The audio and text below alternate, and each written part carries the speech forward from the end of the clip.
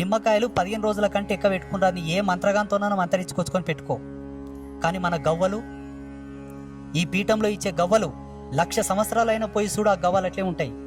ఏం బూజు పడతావే, చెడిపోతావే, పురుగు కొరుకుతుందే? అవు ఈడ కొనుక్కపోయిన గవ్వలు బట్ట ఇప్పి చూడుర్రి, ముడి ఇప్పి చూడుర్రి, ఏమేమి ఉంటాయి దాంట్లో వేసే ద్రవ్యంలు ఏమేమి వేస్తారు, అవి ఎటువంటి వస్తువులు, జ్యోతిష శాస్త్రం ప్రకారంగా, ధర్మశాస్త్రాల ప్రకారంగా, మంత్రశాస్త్రాల ప్రకారంగా దాంట్లో ఉండే వస్తువులకు ఉండే విలువలు మీరు చదవండి.